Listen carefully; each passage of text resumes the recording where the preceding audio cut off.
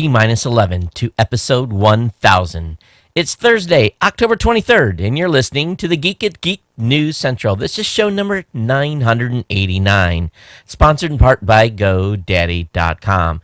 Get a WordPress builder site, a domain name, and a Outlook email address for just $1 a month for 12 months, or pick up a domain name for just $1.49.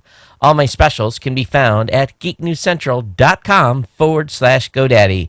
Geek News Central is a proud member of the Tech Podcast Network. If it's tech, it's here.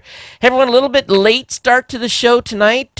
Combination of things, traffic, dinner, life. You know what comes next. Here we go. All right, people, I need a go, no-go for the Geek News Central podcast. Digital archive recorders. Or go fly. Microphone. Or go fly. Video feed. Go. Web browser. Go. RSS data stream aggregator. Go fly. Interflux Toddism suppressor. All right, I'm confused. Host readiness check. Welcome to the show. Welcome to the show. Voice ready confirmed. The Geek News Central podcast is a proud member of the Tech Podcast Network. If it's tech, it's here. All right, ladies and gentlemen, we are ready to go. Cue Todd in 5, Button, who's got the button? 4, There is no cause for alarm. 3, Everybody hold on to something. 2, Just press the button. 1. Aloha and welcome to Geek News Central. Of course, my name is Todd Cochran. I want to welcome you all to the show. Thanks for being here. I got a great show lined up for you tonight. Lots of stuff to share. And kind of crazy. It's been one of those evenings where just everything that could go wrong did go wrong. And, it's just one of those things you have to deal with from time to time. But I want to give a warm welcome to all of the Ohana, all the longtime listeners and viewers of the show. Thanks for being here. And, of course, thanks for staying subscribed. We want to, of course, encourage, if you're brand new to the show, we want to encourage you to go over to geeknewscentral.com. And check out all the great content on the website. See if I can bring that up for you. And really, once you get over on the website, getting subscribed to the show is a piece of cake. Matter of fact, we're testing PowerPress version 6 on the website tonight. And a new subscribe sidebar. So you're going to basically see some new icons basically in the second column of the website. It basically says on iTunes, via RSS, and then more subscription options. If you click on the more subscription options, it's going to take you to a landing page that'll have really everything there that will allow you to get subscribed to the show. And you can even play some of the content as well. So all that information is definitely on the main website at geeknewscentral.com. So a little experimentation going on.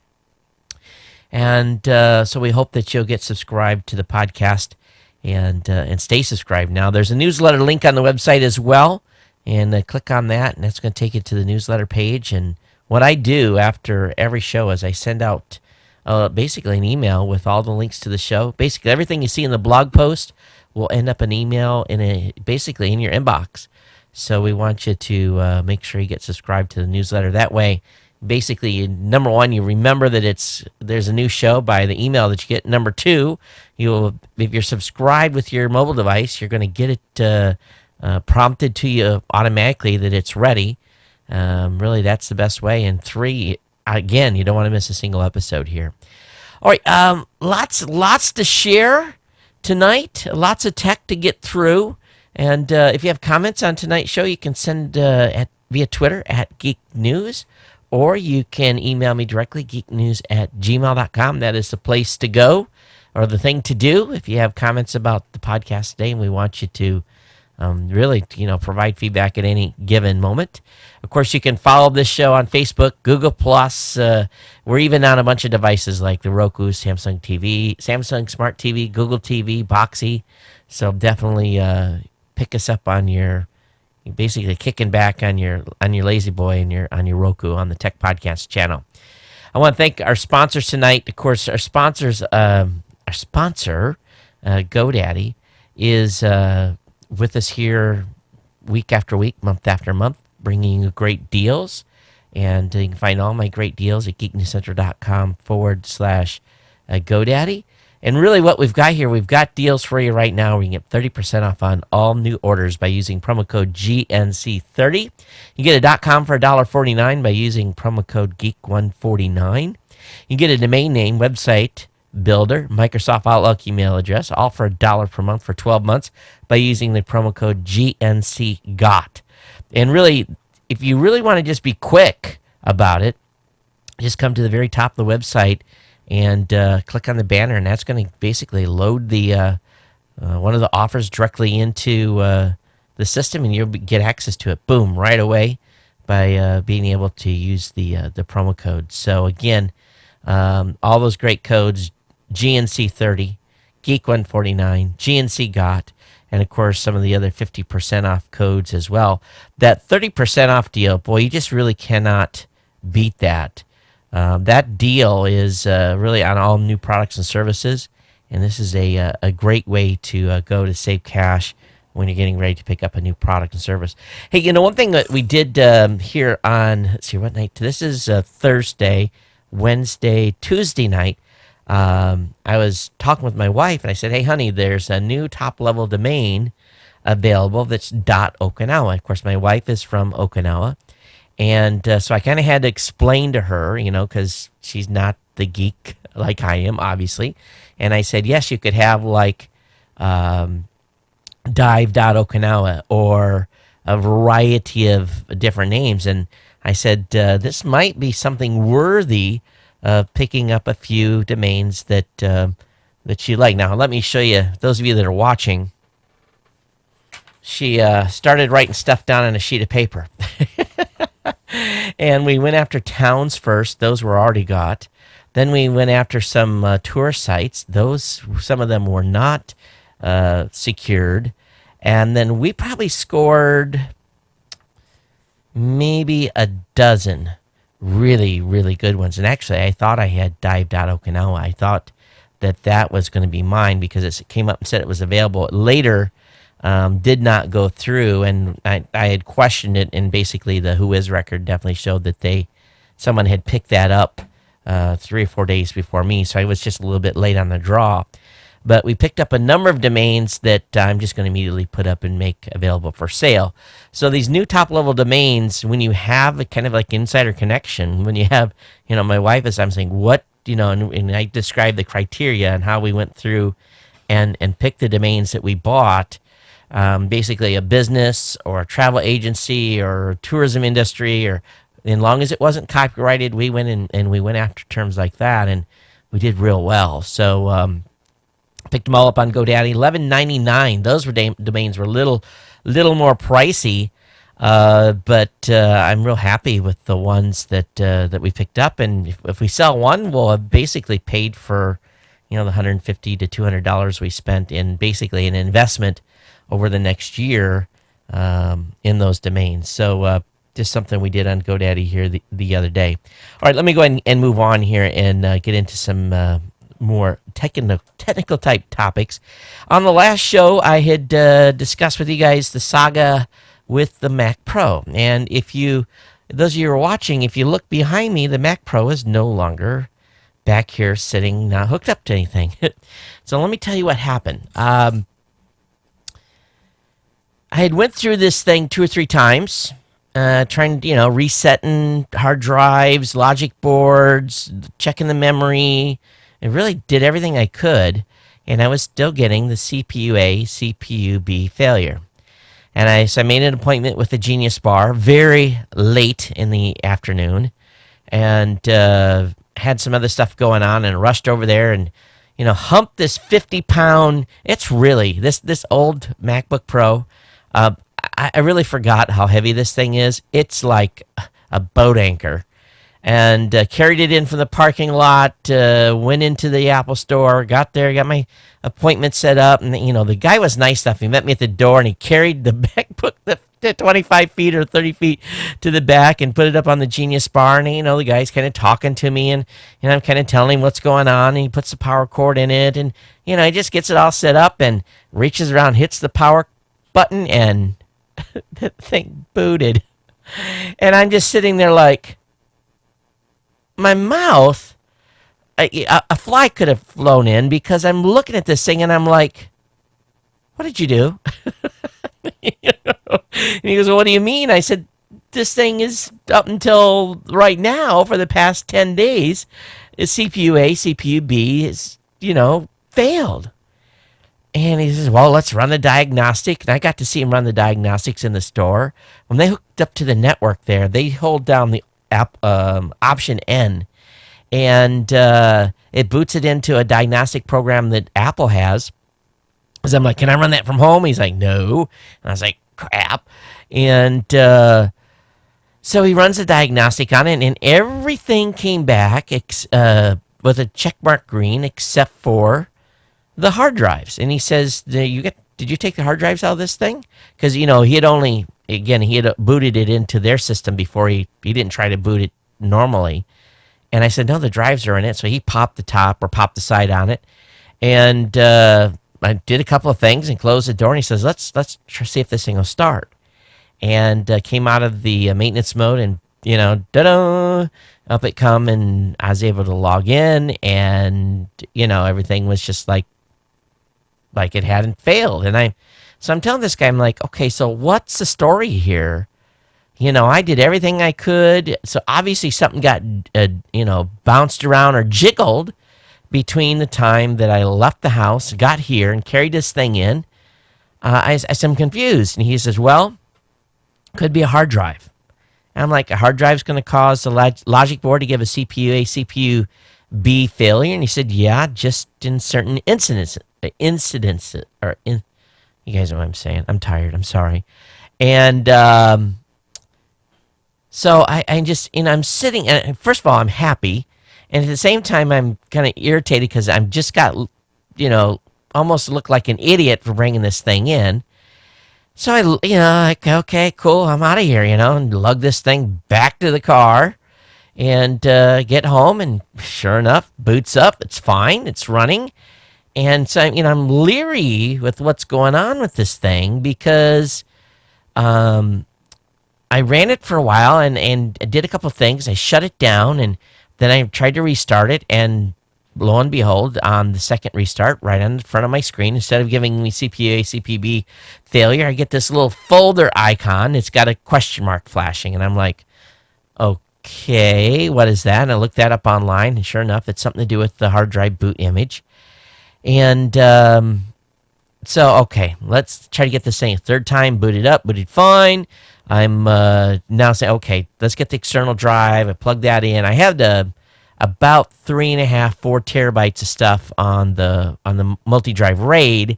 Even though it was on Time Machine, it's just a lot easier. I said, just pulled it into the external drive, and that took about 20 hours to transfer all that data, because it's not a USB 3 drive. It's just a standard USB.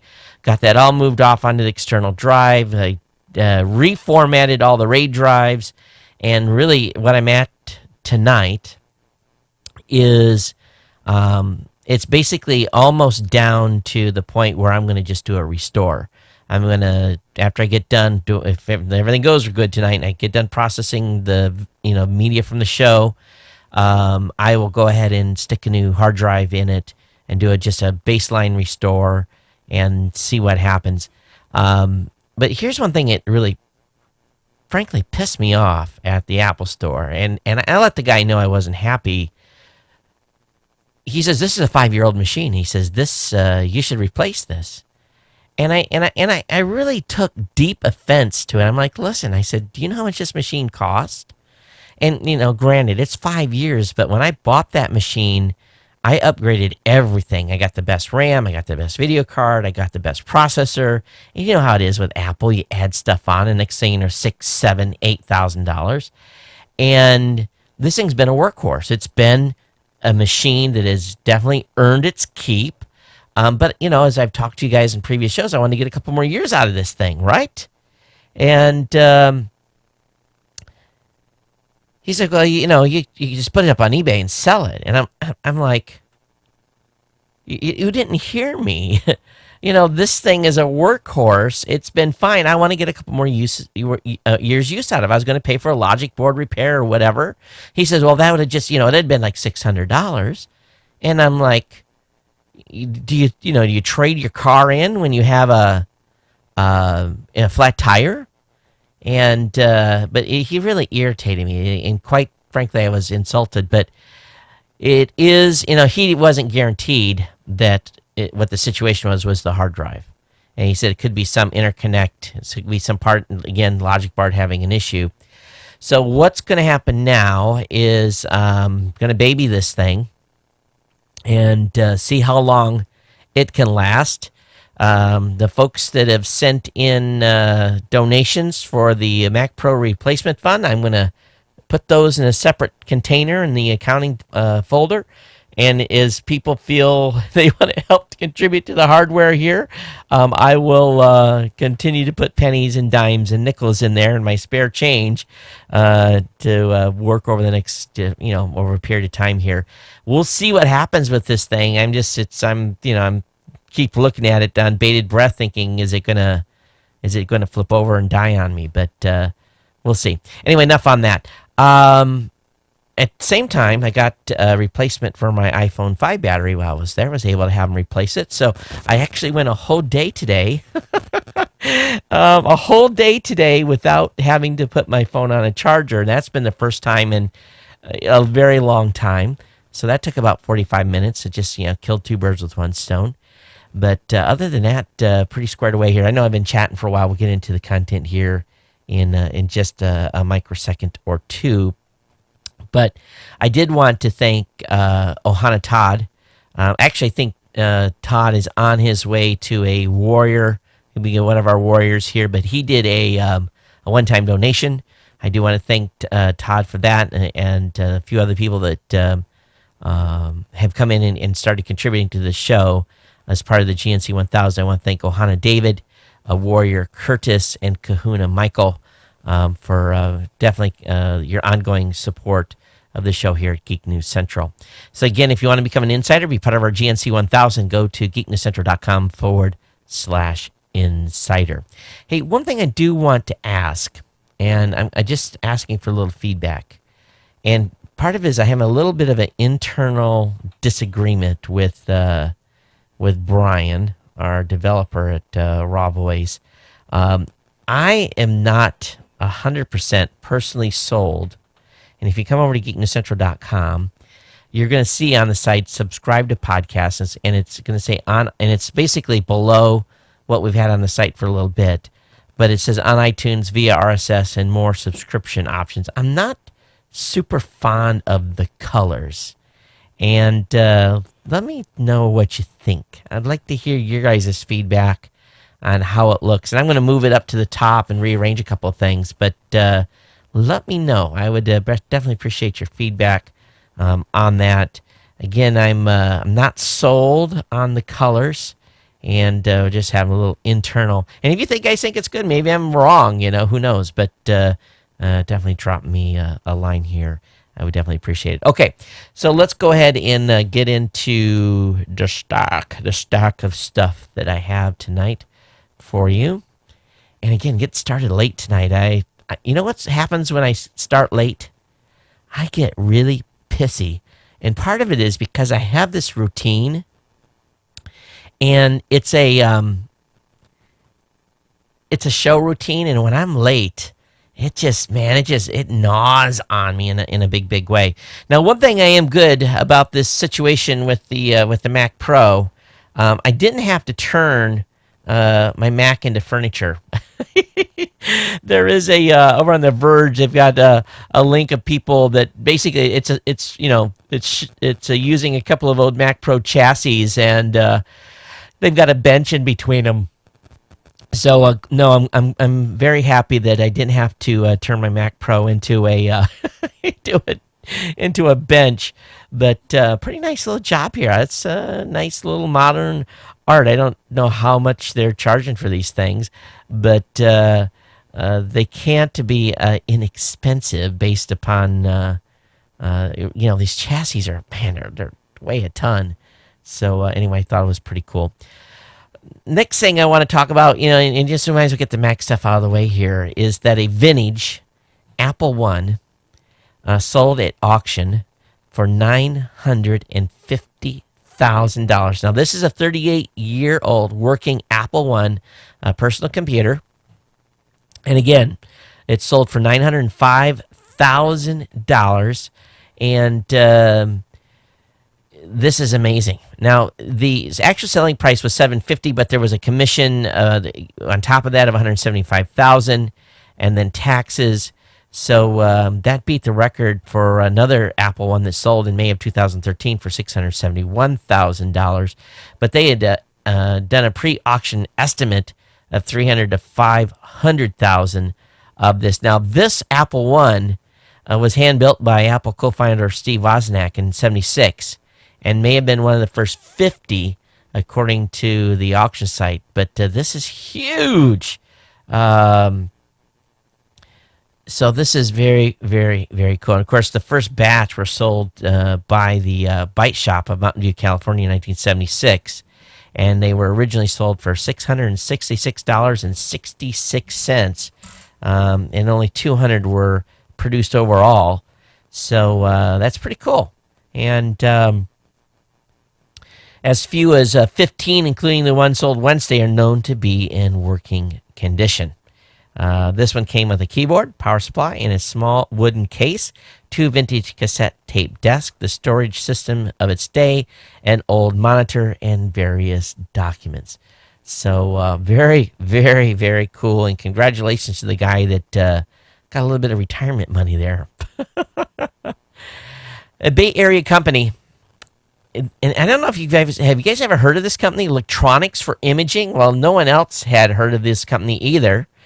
And but apparently, this multi-million-dollar multinational public corporation based out of Fremont, California, basically just got caught by the United States Department of Labor red-handed in an investigation, which it found that about 8 employees, which were flown in from India to work, now listen to this, 120 hours a week, only for $1.21 per hour. This is what EFI said. Apparently, they thought it was okay to pay the employees the same wages they paid in India, in Indian rupees. Here's the unbelievable, crazy-sounding quotes. EFI gave NBC Bay Area affiliate the following quote: "We unintentionally overlook laws that require even foreign employees to be paid based on local U.S. standards." Now, here's the deal. This company did $200 million in revenue in its last financial quarter. The 8 employees are being paid $40,000 in owed wages. They were reportedly installing computer systems at the company's headquarters. Now, you want to know what their fine was by the Labor Department? Hold on to your hat. Only $3,500.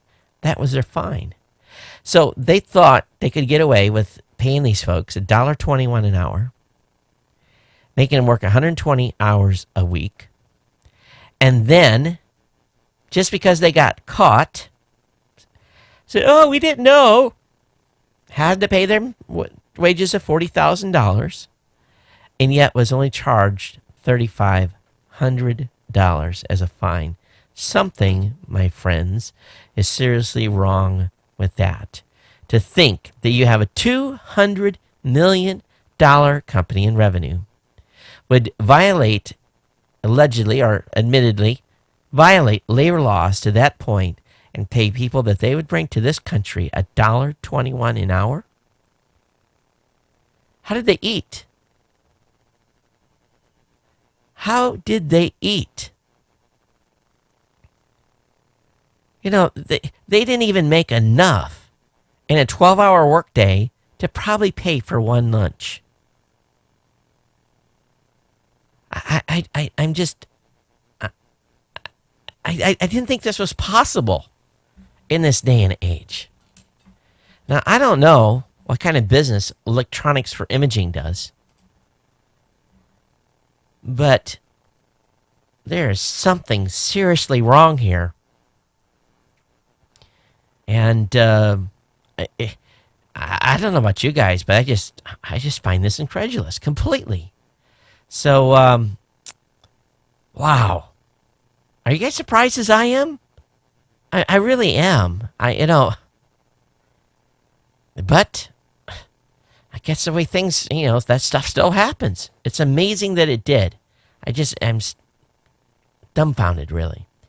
All right, let's switch gears here a little bit. iOS 8 has been jailbroken, but they're recommending people hold off for now. Why? The iOS 8 jailbreak was done by someone in Asia. They specifically think a Chinese group. So they're a little bit worried. They want to look over the code. They want to see what's going on here. But be aware that you probably don't want to jailbreak your iOS 8 version yet at this point. There's a great piece on the BBC talking about Silicon Valley's billion-dollar startup failures. And there's interviews of a bunch of venture capitalists. Benchmark Bill Gurley was part of it. Fred Wilson of Union Square, Mark Anderson. All these folks are saying that basically there is a winner-take-all type mentality going on in Silicon Valley at this time.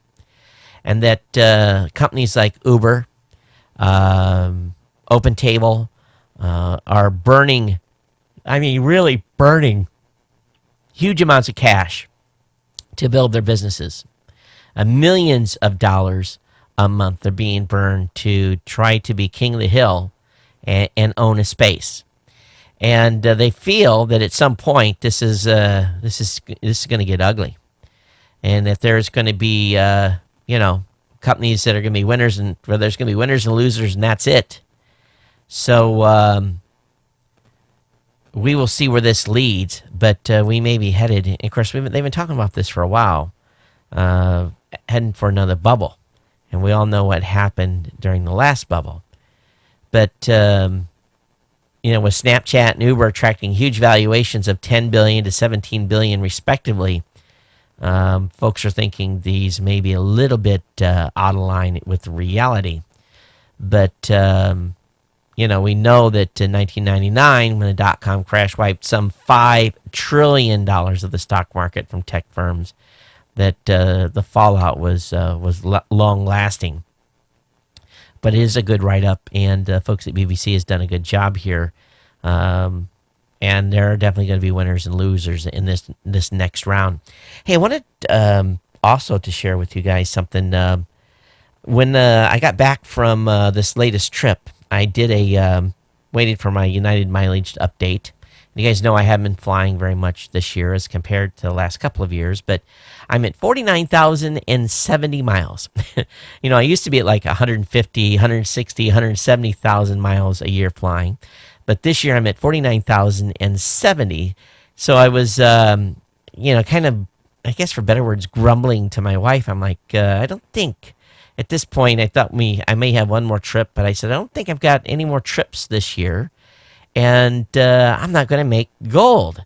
And, that's basically 50K is kind of like, it's a middle of the road qualification for flying on airlines. And it's not as, 100K, 1K is the best, the platinum at 75K is next, then 50, and then below that, you're just kind of an average flyer with the airline. So I said to her, what do I do? Do I just fly over the Big Island and come back and, just to get, because I want to get the status. And I said, that's kind of like throwing money down the toilet too for no reason. We talked about maybe doing a little staycation or going someplace for Thanksgiving and, weighing the budget. It just didn't work. And, we're trying to be conscious consumers here because money doesn't grow on trees.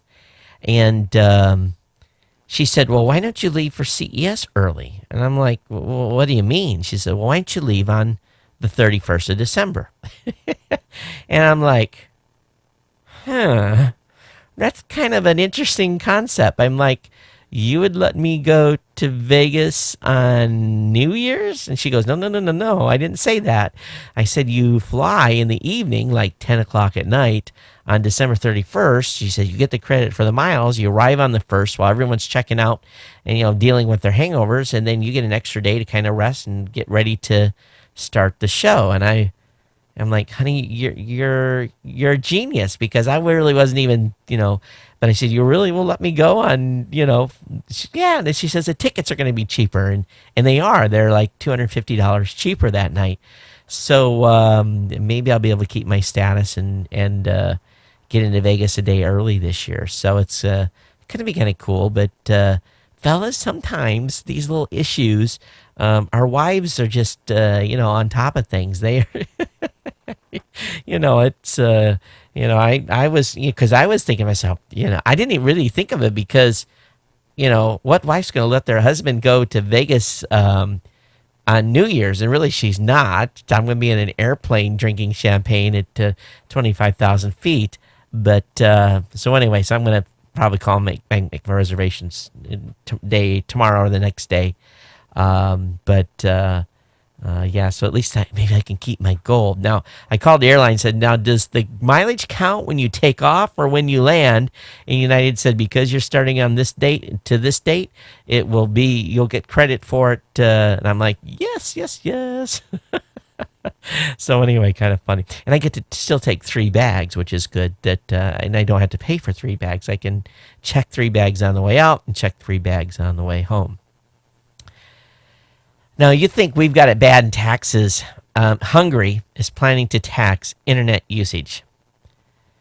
Public outrage is mounting Wednesday in Hungary against the government's plan to levy a hefty tax on internet use. They want to charge 62-cent tax on every gigabyte of data users have utilized. Think about that. They want to charge 62 cents on every gig. That, my friends, is an incredible amount of money. You think about it, you listen, okay, it would cost any of you that are, and I don't know if I have to look, anyone that's in Hungary that listens, or let's say watches this show, would have to pay 62 cents an episode just to watch this show. And that's incredible. They're saying that there's going to probably be some sort of a cap on it. But definitely what a way to really kind of put the halt on any type of development. And there's a lot of companies, there's a lot of programmers that are in Hungary. That'll kill that entire business overnight. And the Hungary internet service provider business is only 169 billion. I think that's, let me look at this here. The 100 billion forints is, I guess, the currency, which is $414 million a year. That was what the tax would add on. But right now, Hungarian internet providers' combined revenue totaled 164 billion forints. So, like $600 million was the total internet business. It would just kill it overnight. So that's just some sheer insanity there. We'll see if they come to their senses. Speaking of sheer insanity, the FBI has said that over 500 million financial records were stolen by hackers in the past year. 500 million. So you can just about be guaranteed that many of us have had our financial records stolen, maybe not once, twice, 3, 4, 5, or maybe even 10 times. But the FBI says we're in a day when a person can commit about 15,000 bank robberies sitting in their basement, said Robert Anderson, Executive Assistant Director of the FBI's Criminal Response and Services Branch. That's an amazing amount. He says, you're going to be hacked. Joseph Damaris, Assistant Director, told business leaders at the conference, have a plan. And luckily, during our incident, our financial stuff is in a completely different vendor. We rely on them to protect our customers' financial data. So when we had our little incident here a week and a half ago, it was essentially the usernames and I guess for a better word, encrypted passwords.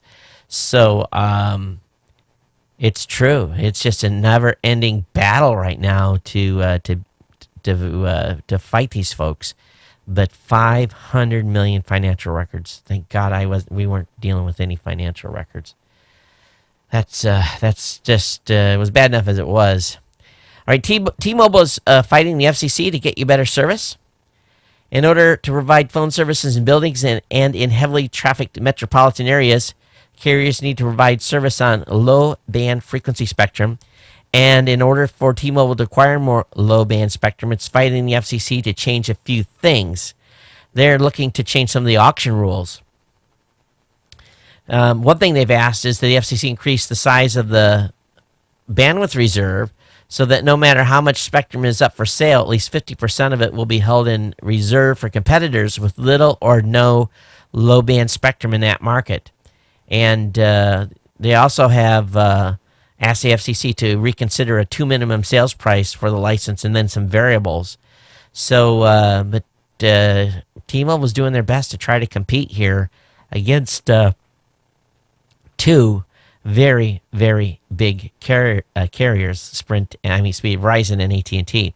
Now, Sprint has undercut AT&T and Verizon with a $20 1 gigabit family data plan. So this is a pretty cool. Sprint on Wednesday, again, introduced a low-end family data plan that includes 1 gig of data for $20 a month, undercutting the top carrier AT&T and Verizon. For $20, Verizon offers 500 megs of data, while AT&T offers 300 meg. Previously, Sprint's option only included 600 meg. The new plan is starting available today. So that space continues to be a tit-for-tat type of battle back and forth. All right, have you ever used Travelocity to book airline or hotel tickets? Well, if you create an account over there, they're going to give you a better discount on your booking price. And if you're an iOS user, apparently you get some additional savings as well.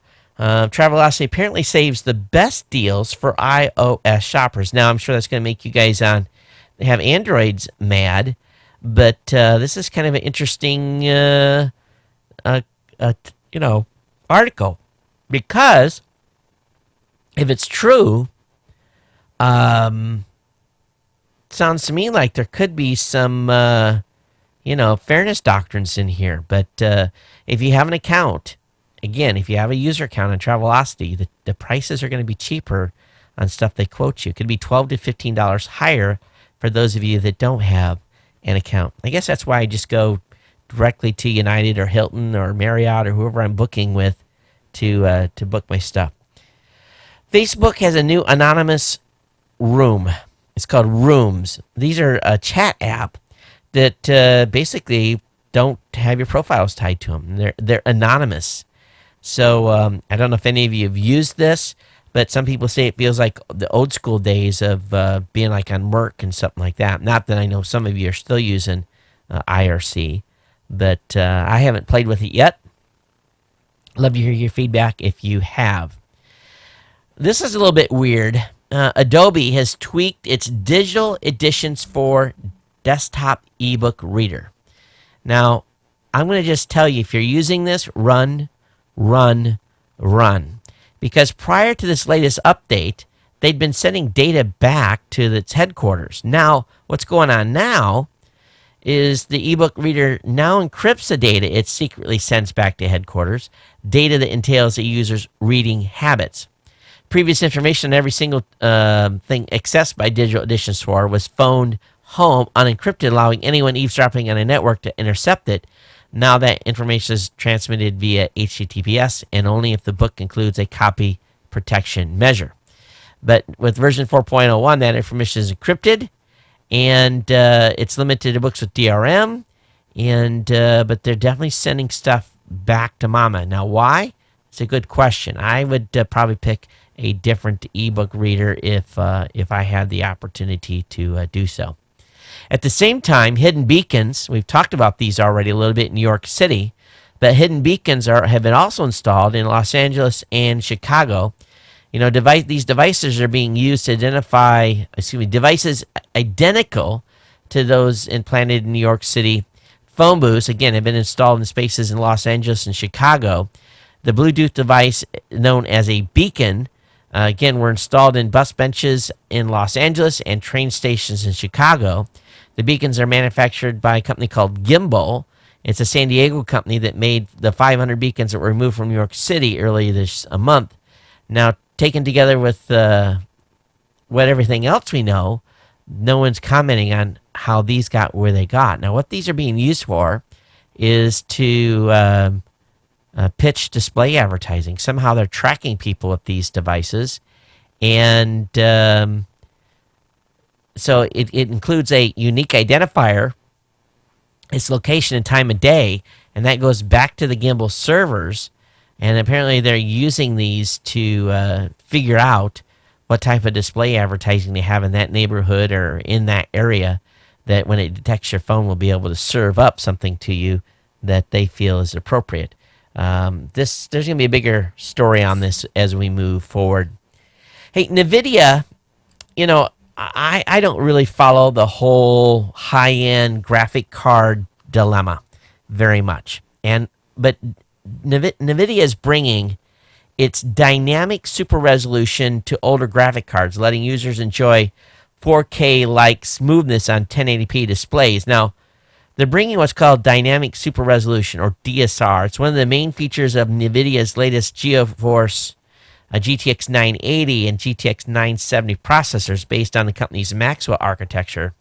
So a new driver update brings the same features to Fermi and Kepler-based GeForce GTX 500, 600, and 700 series cards. So this is good for those of you that have that particular card. You can get it upgraded. I heard these 980s pretty doggone expensive, and at the same time, pretty amazing graphic cards. Just haven't got anything that fancy around here for sure to be able to even display it. Hey, Groupon is trying to turn itself into Yelp. Apparently, they got local business pages now, and I kind of had lost track of what Groupon was doing. But Groupon is beginning to roll out millions of individual pages for local businesses, giving them a place to display images, business hours, a phone number, a menu, and various other pieces of information, I'm sure for a fee. Visitors, these businesses will also be able to leave comments about them. And this was being tested, I guess, in New York, San Francisco, Chicago, and Seattle. And again, it's going to be launching with 7 million total listings. I'm curious to how much people pay to have their businesses listed on Groupon and so forth. Austin, if you've been in Austin recently, Austin Airport is using cell phones to track basically how many people are standing in the security line. So if you get into a TSA security line at Austin Bergstrom International Airport, you'll see monitors telling you how long the wait will be. And if you have a phone with Wi-Fi enabled, you're helping the airport come up with that number.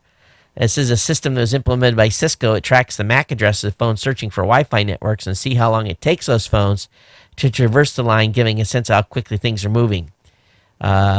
Makes you just wonder what else they're collecting at the same time. If you're looking to get a 5K iMac, the supply has tightened.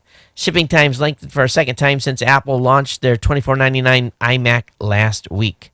So Apple's 5K Retina iMac continues to slip in ship times. I guess 5 to 7 days as of today, which really isn't too bad considering you're buying a pretty incredible machine.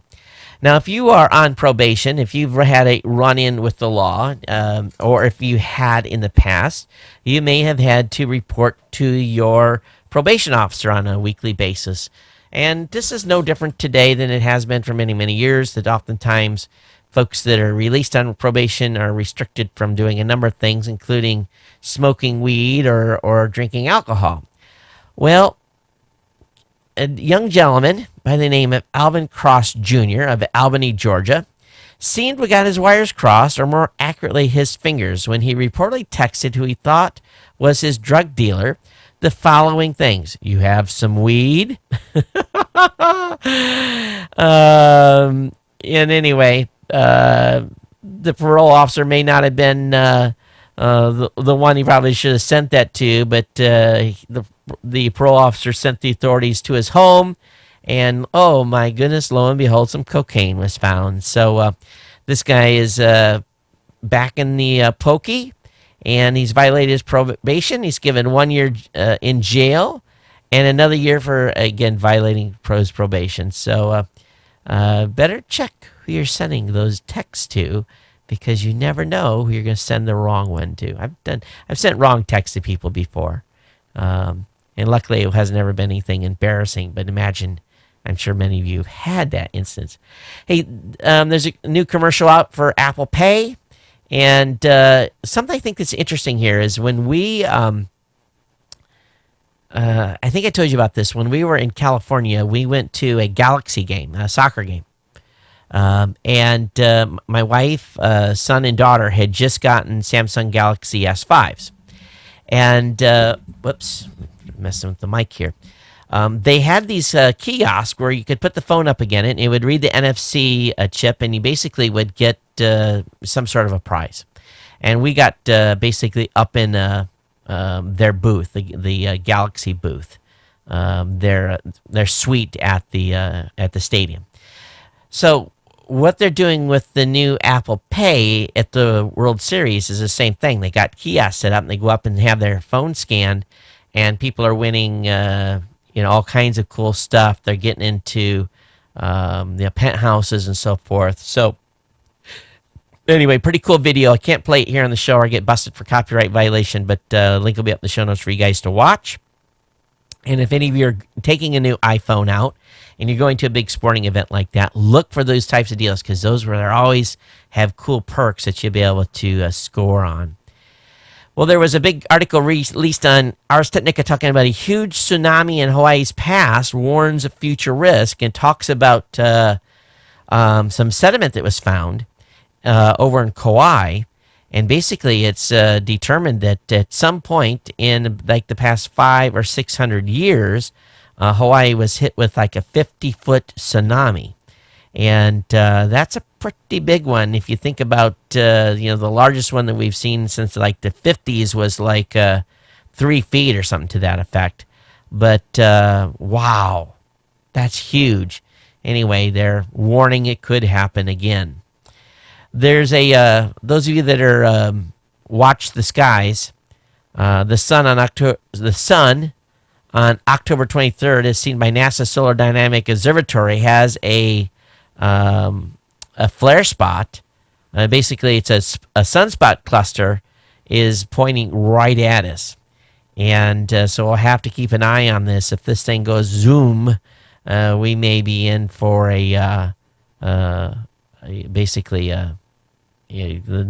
something bad happening to our satellites and northern lights and everything else that goes on when we get one of these solar flares pointed right at us, and astronauts having to go and get into safe rooms and so forth. All right, Comcast has won more internet customers, and they say their ad sales are up. Of course, Comcast is in the midst of a very contentious $45 billion takeover of Time Warner. So this cable provider, the nation's largest prior to the conversion, added a net 315,000 high-speed internet customers since the last quarter, bringing the number to 21.6 million. That's a 6% more than it added in the same quarter a year ago. It lost 81,000 video subscribers, ending with 22.4 million.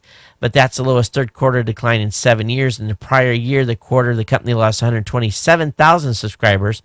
Comcast said the loss was due to tough competition. So the average customer bill edged up 4% to $137.24, and after a 2% price hike at the beginning of the year. Customers added more services and business clients revenues rose. Cable hookup revenue was up 5% to $11.04 billion and nearly matched $11.09 billion expected. So Comcast, as much as people complain about them, are adding new customers. Now, I'm not a gamer, and I'm going to segue into something here, and I want to ask those of you that are gamers to get me up to speed on this Gamergate. I know that it has something to do with women being scared to death about all these people that are doing all kinds of weird things, including outing where they live. I guess it's called doxing, and just all kinds of nastiness going on. So anyone want to basically school me here? I'd love to have someone email me, and if you're a gamer and you know about Gamergate and you've been following, give me like the crib notes on this. The half a page. This is what's going on, because I really am way behind the power curve on Gamergate. And I've seen it 3-4 times. I've skipped articles, haven't read about it, and I probably should have. But love to hear from some of you that are gamers to tell me what's going on with this Gamergate. All right, Google has introduced something called Inbox. Now, Gmail has Inbox, but Google has introduced something called Inbox. Now, I'm hoping to have, I was to send an email to the Google Press people this morning, and hopefully I'll have a test account tomorrow. But basically, this is a new way to organize your inbox. And it's built without any reliance on the company's longstanding and popular Gmail service. But Google's trying to help us on the volume of email we're receiving and prioritize them from top to bottom. I don't know. That seems pretty hard to do. They can hardly keep spam out of my inbox, let alone give me a priority, a 1, 2, 3, 4, 5, or even just in the stack of telling me which emails are more important. But this is what they're trying to do, and they're trying to help folks with the flood of messages that we're all dealing with on a daily basis. There's some cool iOS 8 tricks that are cool, but I don't know if you want to implement. There's a trick that lets you share your location with friends at all times. So basically, it's like Find My Phone, but if you're traipsing around the city or in a car driving somewhere, your friends and people that you authorize, they'll basically know your location and or find your location at a moment's notice. So I don't know about this. I don't know if I want to implement this or not. I guess when I'm on travel and my wife is worried about me, maybe that is a good time to make that available to her. But it's a little weird that they're doing this. All right, Stanford has created a tiny, high-speed ultrasound-powered brain implant. So they basically are having trouble with implants going into the brain because there's a limited amount of space between our ears to store storage cells. So what they've done is they've come up with a implant that can be charged by ultrasound. And they're finding it to be pretty effective and hope to be able to do some tests do some clinical tests soon. But it's very, very cool. 4 millimeters by 7.8 millimeters is the size of the device itself, with about a 2.5 millimeter by 2.5 millimeter square that would be used for hookups and so forth. But very interesting stuff. Brain implants powered by ultrasound. Very, very cool. Amazon lost a boatload of money this last quarter. Holy cow! They posted a $437 million loss, or 95 cents per share, and revenue of 20.58 billion. Now you think about that. Think about how much money that Apple just was able to stash away, and then you've got Amazon, who is losing cash by just the bucket load. But they had to write off a bunch of those phones that they have that probably aren't selling real well, which was $170 million write-off. But they're saying they may lose more money over the Christmas holidays. How long can this bleeding continue? But stock investors didn't hit them too bad. I think they only hit them for like 9% on the stock. All right, getting down here. Pandora Q3 profit climbed despite slower listener growth. So that's good. They earned some money, and their stock dipped a little bit, but of course it's been sliding for a while. But they actually showed, in the last 3-month period, Pandora posted a loss of $2 million, or a penny share, compared with a wider loss of $4.1 million, or 2 cents a share a year earlier. I thought they were earning money. The profits climbed, but they still showed a loss. So I guess when you're going from 4 million loss to 2 million loss, you are having more profits. But that's kind of a backwards butt way of saying it, that that is the case. All right, Microsoft in the first quarter of 2015, basically they had $23.2 billion in revenue. What was their profit? $5.84 billion was their profit on $23.2 billion in gross revenue. So Microsoft did okay this last quarter. All right, Apple Pay's next move is phone-to-phone payments. So you'll be able to send something to your friend and tap the phone or share the phone. You can send cash one way or the other. That's probably coming next. Also, Netflix has announced 3 new shows that cord cutters will love. So basically, they're going to be introducing F is for Family, Bloodline, and Between. So one's a mystery. What's the other one? One's a kind of like a dark secret type series, and the other one is it looks like something. Yeah, comedy. The F is for Family. So Anyway, those are coming for those of you that have cut the cord and rely on Netflix. How many of you have seen these luminosity commercials on TV? You play with the things, you're supposed to improve your brain function. Well, some people are calling BS, and there's a lot of discussion about it. Not a lot of scientific proof, but the users that are in it are snapping away and not very happy with the way the service is. Getting way punchy here at the end. And I think they would drop that one. And what's last? Finally, a drone that fits in your pocket that will fly for 2 hours. Really? Does it really fit in your pocket? There's some videos on it. Anyway, link will be up in the show notes for you to check that out. If you want it's a drone that you can, AKA, carry around in your pocket. All right, let me get the email opened up here. Where are we at on time? Actually, not bad. And because I'm starting so late here, folks, I am apologizing because the longer the show and the later the show goes, I guess for better words, the less coherent I am. Okay, so let me look at the email. Don't know how much I had come in. Today's the 23rd. Last show was on the 20th. Oh, okay. I got an email here from... Let's do this one first. Got an email from Ryan. He says, hey, Todd, just listen to 987. I'd buy a router you can flash with a custom open source Linux firmware. I've been using a firmware called Tomato for years. There are a number of forks that you can try. DD-WRT is another active open source firmware. They give you all kinds of power over your network for very cheap. No super complex. Once you flash your router, great for time restrictions, website blocking, open DNS integration. And it's got a link here to some routers that can be flashed. And then I got an email from Jack about drones and human pilots. And again, I'm going to go on the record and say that I'm not a big fan of drones.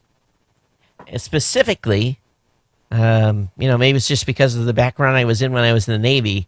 It's very unlikely that any adversary is going to randomly shoot down an aircraft that has people in it unless they're really serious about it.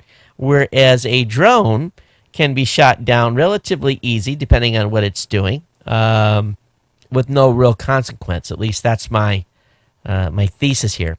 But Jack says, hey, Todd, your question about drones replacing pilots on military missions, the short answer is she's right. Over the past 6 years, our current commander-in-chief has used drones to accomplish well over 90% of the reconnaissance and bombing missions for all branches of the U.S. military. The Air Force has been pushing to remove the pilot from mission workload since the Korean War. The F-4 Phantom was initially designed without guns, since they believed all air-to-air fighting would be done from a distance with rockets fired from the aircraft, but technology had not caught up with the real world at the time. When I was flying fighters in the 70s, the button to release bombs or rockets was actually called the consent button. In other words, once I locked up a target, I held the trigger down until the onboard system decided the best point in time to release the weapons. The only trigger that was tied directly to a weapon was the guns. Now all that can and is being done remotely. The military is asking, can the mission be accomplished without a pilot or aircrew?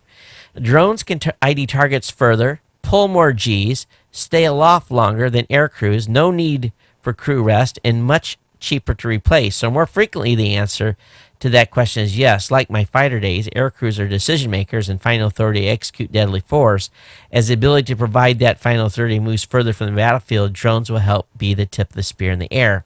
There are many missions that require aircrews, decision makers, on scene during a mission, but they're getting scarce. Don't get me wrong, I love flying and sad to see pilots being removed from the cockpit, but a lot of missions are being accomplished without aircrews. Sadly, it doesn't seem to be the future of military aviation, your friend Jack.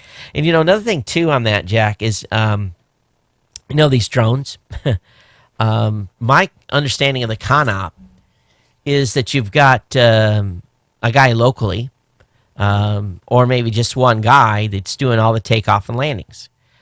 He does the takeoff, gets it to a certain altitude, certain cardinal heading, and he hands it off to the next operator. So that guy that just had a drone take off, takes access to another drone and lands it, And so, one guy can really do the landing and takeoff job of many pilots, whereas then the drone can get in the air. It can be pre-programmed to go to a mission location. Then maybe the sensor operator comes on and does his thing.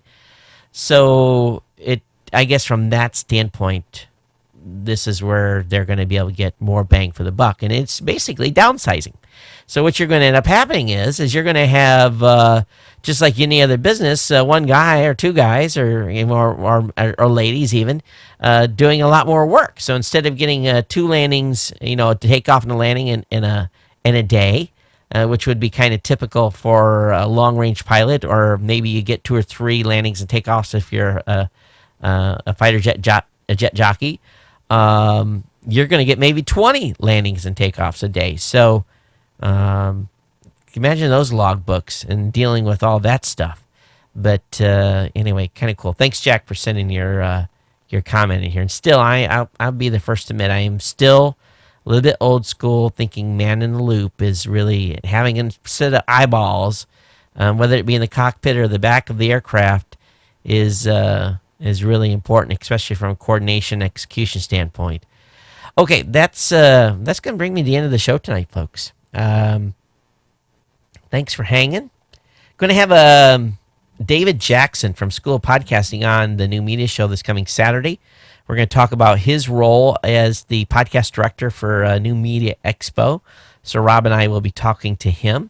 If you thought the show was good tonight and I wasn't too punchy and I got some good information for you, consider becoming part of our GNC 1000 at geeknewscentral.com/insider. Supporting the show by contributing $2, $5, $10, $15, or $25 a month, or a one-time donation is great as well. Your dollars, everything that comes into the show goes into building the show, and building and doing what we're doing here, and it is greatly appreciated. And your dollars go a long way. It really does. It's you get 100% utilization of your dollars here. There's nothing that is administrative overhead. You're supporting me. Hey, everyone, thanks so much. And geeknews@gmail.com is the email address, and @geeknews is the Twitter account. Until next time, we'll see you here. If you don't come to the New Media Show, see you back here Monday. Everyone take care, and aloha.